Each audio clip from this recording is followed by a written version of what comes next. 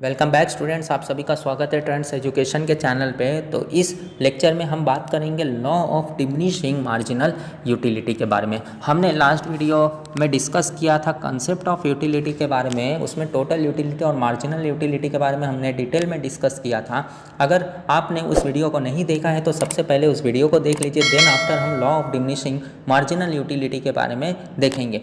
तो इस वीडियो में हम law of diminishing marginal utility के बारे में डिस्कस करेंगे। क्या दिया गया है law of diminishing marginal utility, देखना क्या बोला गया है। This law was first propose by professor Gaussian but was discuss in detail by professor Alfred martial in his book principle of economics publish in 1890। तो सिंपल बोला गया है कि जो law of diminishing marginal utility है, सबसे पहले इस कंसेप्ट को रखा था प्रोफेसर गोसेन ने। तो उसके बाद जो है प्रोफेसर अल्फ्रेड मार्शल ने इस कंसेप्ट को डिटेल में समझाया उसने अपने बुक में, जिसका नाम था प्रिंसिपल ऑफ इकोनॉमिक्स, जो कि पब्लिश हुआ था 1890 में। ठीक है, उसके बाद दिया the law of diminishing marginal utility is universal in character, it is based on the common consumer behaviour that utility derive diminish with the reduction in the intensity of a want. तो क्या बोला गया, law of diminishing marginal utility का मतलब है कि ये universal character है, यानी कि सभी के लिए समान होगा। यानी कि पर्टिकुलर एक कॉमन कंज्यूमर बिहेवियर के बारे में बताता है कि उसका जो भी यूटिलिटी है किस तरीके से रिडक्शन होते जा रहा है समय के हिसाब से, जो भी उसने मांग किया है। ठीक है, तो उसके बाद जो है अल्फ्रेड मार्शल ने कुछ स्टेटमेंट बताया है इस law of diminishing marginal utility के बारे में। तो क्या स्टेटमेंट बताया है, जरा देखना क्या दिया गया है। According to professor Alfred Marshall other thing been constant. क्या बोला है कि अल्फ्रेड मार्शल के हिसाब से जितने भी अदर थिंग होंगे वो क्या होंगे, कांस्टेंट होंगे। The additional benefit which a person derives from a given increase in his stock of a thing diminish with every increase in the stock that he already has। तो क्या बोला गया है कि अगर हम बात करें और आगे की, तो जो भी पर्सन है उसके पास ऑलरेडी वो चीज़ें हैं जिसके अंदर वो सेटिस्फाइड कर रहा है।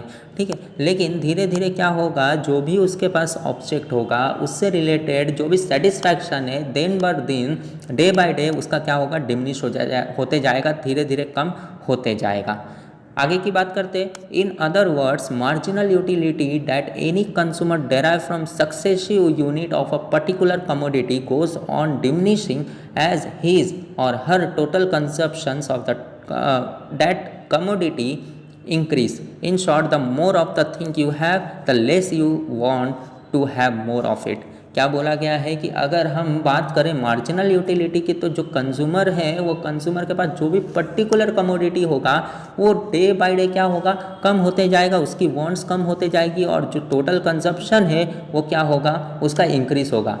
तो क्या बोला है, सिंपल बोला गया है कि जो टोटल कंजप्शन है जब वो इंक्रीज होगा तभी तो उसका जो सेटिस्फैक्शन है वो धीरे धीरे धीरे धीरे कम होते जाएगा, और एक समय ऐसा आएगा कि जब उसको टोटल कंजप्शन मिल चुका है, एक पिक पॉइंट आ चुका है, इसका मतलब उस पर्टिकुलर पर्सन का जो मार्जिनल यूटिलिटी होगा वो माइनस में चला जाएगा, कम हो जाएगा।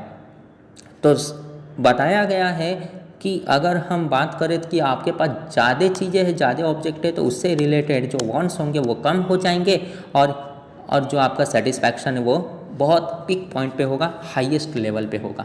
अब इसके कुछ एजम्पशन दिए गए हैं, क्या क्या एजम्पशन दिए हैं वो देख लेते हैं। पहला दिया है रैशनैलिटी। अब रैशनैलिटी का मतलब क्या होता है कि कंज्यूमर जो है हमेशा रैशनल होता है, मतलब उसका जो बिहेवियर होता है पर्टिकुलर कमोडिटी से रिलेटेड वो नॉर्मल होता है, और वो सेटिस्फाइड, जब तक मैक्सिमम सेटिस्फैक्शन नहीं मिलता है तब तक वो कंज्यूमर रैशनैलिटी कहलाएगा, यानी कि उसका जो बिहेवियर वो नॉर्मल कहलाएगा। नेक्स्ट दिया है अजम्पशन में कार्डिनल मेजरमेंट। अब कार्डिनल मेजरमेंट का मतलब कि ये जो अल्फ्रेड मार्शल जी है वो बोलते हैं कि हम सेटिस्फैक्शन को, यूटिलिटी को मेज़रमेंट कर सकते हैं, चाहे वो न्यूमेरिकल में हो या कार्डिनली हो। ठीक है, तो ये सिंपल सा इसमें बताया। कार्डिनल मेजरमेंट का मतलब है कि मेजरिंग द यूटिलिटी न्यूमेरिकल और कार्डिनल। आगे दिया है होमोजेनेटिक। होमोजेनेटिक का मतलब होता है सेम, यानी कि अल्फ्रेड मार्शल जी बोलते हैं कि जो भी कंज्यूमर है, जो भी कमोडिटी का वो इस्तेमाल करना चाहता है, डिमांड करना चाहता है, उसका जो हो आइडेंटिकल है वो होमोजेनियस होगा, यानी कि उसका साइज हो, शेप हो, कलर हो, टेस्ट हो, क्या होगा, सेम होगा, होमोजेनियस होगा। नेक्स्ट है कंटिन्यूटी। अब ये एजम्पशन ये लेकर चलते हैं अल्फ्रेड मार्शल जी, क्या बोला गया है कि उसका जो कंटिन्यूटी है, कंटिन्यूटी हमेशा बरकरार रहेगा, यानी कि एक कंजप्शन ख़त्म दूसरा चालू, यानी कि इसके अंदर कोई भी समय नहीं लगेगा, लैप्स ऑफ टाइम है, यानी कि ये जो है without any lapse of time होगा, यानी कि जो आपका समय बेकार हो रहा है वो बेकार नहीं होगा, कंटिन्यू चलते रहेगा।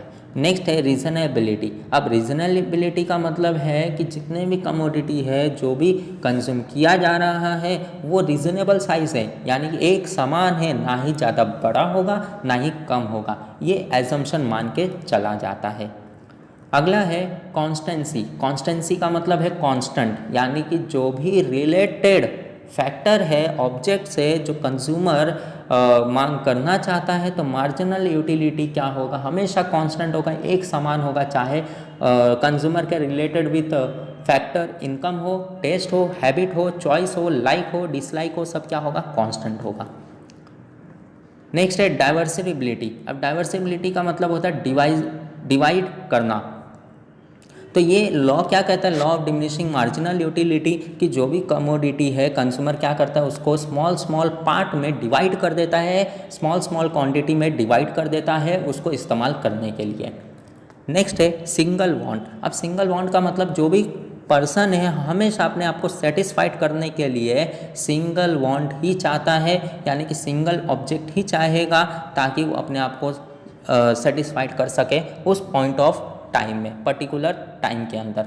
ओके, तो ये इंपॉर्टेंट था। इसके अंदर एक टेबल दिया है, मैं आपको टेबल दिखा देता हूँ, आपको स्क्रीन पे दिख रहा होगा, ठीक है। Law of diminishing marginal utility का जो दिया गया है यहाँ पे यूनिट ऑफ एक्स और मार्जिनल यूटिलिटी, हमने लास्ट वीडियो में इस टेबल के बारे में डिस्कस किया था, जहाँ पे यूनिट ऑफ एक्स था, टोटल यूटिलिटी था और मार्जिनल यूटिलिटी था। तो उसके अंदर जो पॉइंट्स थे, जो भी नंबर था, सेम नंबर है यहाँ पे भी।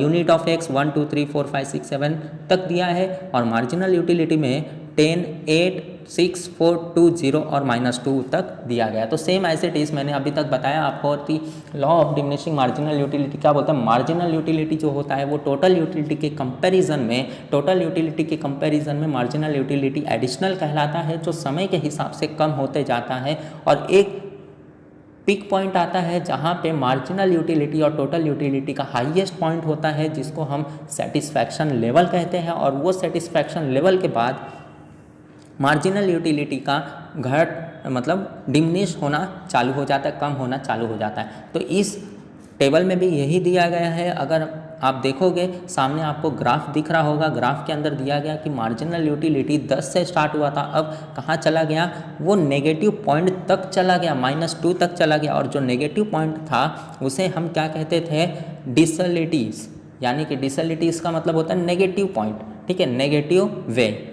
तो मार्जिनल यूटिलिटी जब तक पॉजिटिव में है तब तक जो है वो क्या हो रहा है, धीरे धीरे 10 से 8 पर आया, 8 से 6 पे आया, 6 से 4 पे, 4 से 2 पे, 2 से अब नेगेटिव पॉइंट तक चला गया, 0 के बाद नेगेटिव तक चला गया, ठीक है, उसको हम डिसलिटी कहते हैं। तो मार्जिनल यूटिलिटी यही कहना चाहता है कि law of diminishing marginal utility, Alfred Marshall ji इन्होंने यही बताया था कि समय के हिसाब से, ऑब्जेक्ट के हिसाब से आपका जो रिएक्शंस था वो रिएक्शन धीरे धीरे कम होते जाता है, रिएक्शन धीरे धीरे क्या हो जाता है, आपका एक लेवल आता है जहाँ पे आपको सेटिस्फैक्शन पूरी तरह मिल चुका है, उसके बाद आप उस ऑब्जेक्ट की तरफ देखते तक नहीं हो, ठीक है। तो ये इम्पोर्टेंट था।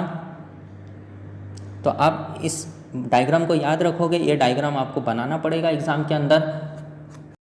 आगे की बात कर लेते हैं। एक्सेप्शन दिया है, exception to the law of diminishing marginal utility, यानी कि ये चीज़ें जो है law of diminishing marginal utility से अलग रखा गया है। इसको जो है law of diminishing marginal utility में इंक्लूड नहीं किया गया। तो क्या क्या दिया गया है, कुछ पॉइंट्स दिए गए, टोटल 5 पॉइंट्स है, तो उस 5 पॉइंट को इस एक्सेप्शन के तौर पे माना जाता है। तो पहला दिया हॉबीज़। हॉबीज़ का मतलब कि आपका हॉबी है उसको पर्टिकुलर कमोडिटी को परचेस करना, उसको इस्तेमाल करना। जब आपका हॉबीज़ है तो आपका कभी भी आपका मार्जिनल यूटिलिटी इसमें काम नहीं करेगा, यानी कि आपके हॉबीज़ है तो हमेशा जो है सेटिस्फैक्शन कम ही रहेगा। जितना ज़्यादा यूज़ करना चाहोगे उतना ज़्यादा आपको सेटिस्फैक्शन मिलते रहेगा, कभी कम होगा ही नहीं। जैसे आपका हॉबी है पेंटिंग करना, तो पेंटिंग आप कभी भी कर सकते हो, छोड़ नहीं सकते हो, इसमें यूटिलिटी आपको मिलते ही रहता है। म्यूज़िक वगैरह यानी कि गाना सुनना, तो इसमें भी क्या होगा, आपका यूटिलिटी हमेशा मिलते रहता है। तो अगर कोई भी आपका हॉबीज़ है, तो हॉबीज़ होने की वजह से जो है आपका कभी भी सेटिस्फैक्शन पूरा होगा नहीं, तो मार्जिनल यूटिलिटी इसमें काम करता नहीं है। तो ये इंपॉर्टेंट है मार्जिनल यूटिलिटी के वे ऑफ बिहेवियर से। नेक्स्ट है मिसर। मिसर का मतलब है आपके पास हमेशा पैसा बहुत आते रहता है, हमेशा आपके पास बहुत पैसा है, तो आप क्या करते हो कि जो आपका मनी है, मनी के हिसाब से आपका जो सेटिस्फैक्शन है कभी पूरा नहीं होगा। यानी कि आपके पास एडिशनल मनी आते रहते हैं, जिसके वजह से आपका सेटिस्फैक्शन हमेशा इंक्रीज होते ही रहता है। यानी कि आपका सेटिस्फैक्शन कभी पूरा होगा नहीं, तो इसमें मिसर को भी अलग रखा है।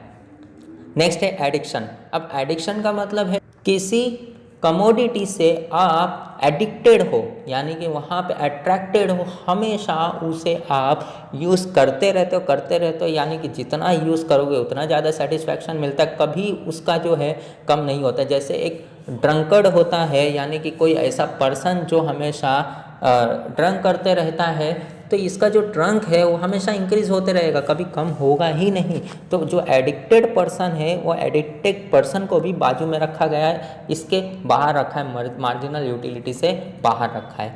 नेक्स्ट है पावर। अब पावर क्या कहता है, जब आपके पास पावर आ जाता है तो आपका हमेशा जो है ज़्यादा से ज़्यादा आप एजम करके चलते हो कि मुझे ज़्यादा से ज़्यादा सेटिस्फैक्शन मिलना चाहिए। यानी कि जो पावर है उसको भी इससे बाहर रखा गया है। यानी कि अगर any person acquire more and more power, then its satisfaction will always be increasing day by day, और वो वायलेट करते रहता है, वायलेशन करते रहता है, तो जिसको बोला गया रैशनलिटी एजम्पशंस। तो इसको पावर को भी इस मार्जिनल यूटिलिटी से बाहर रखा गया, एक्सेप्शन में रखा गया है। नेक्स्ट है मनी। अब मनी बहुत इंपॉर्टेंट है, किसी के पास जो है ज़्यादा मनी आ जाए तो उसका क्या हो जाता है, बिहेवियर चेंज हो जाता है। तो कोई भी पर्सन कितना भी मनी को यूज़ करे, कभी जीरो पे तो नहीं आएगा मनी, हमेशा कुछ ना कुछ एक्सपेंसेस होते रहता है। तो जैसे ही मनी का इंक्रीज़ होता है आपका सेटिस्फैक्शन लेवल इंक्रीज़ हो जाता है, यानी कि आपके जो वांट्स है वो इंक्रीज़ हो जाते हैं, जिसके वजह से ये मार्जिनल यूटिलिटी के बाहर रखा गया, मार्जिनल यूटिलिटी में नहीं आता है मनी भी। ठीक है, तो ये सारे एक्सेप्शंस थे, टोटल 5 एक्सेप्शन थे, आपको याद रखना है, बहुत इंपॉर्टेंट है। Okay, law of diminishing marginal utility में जो हमने ग्राफ देखा, देन आफ्टर हमने जो एक्सेप्शन को देखा। तो इस वीडियो में बस इतना ही। अगर आपको कोई डाउट होगा तो हमारे टेलीग्राम ग्रुप को ज्वाइन कर सकते हो, लिंक आपको डिस्क्रिप्शन में मिल जाएगा, वहाँ से जाके आप क्लिक करके हमारे टेलीग्राम ग्रुप में ज्वाइन होकर कोई भी डाउट पूछ सकते हो। तो इस वीडियो में बस इतना ही। अब हम मिलते हैं नेक्स्ट वीडियो में नेक्स्ट लेक्चर के साथ, तब तक के लिए टेक केयर एंड धन्यवाद।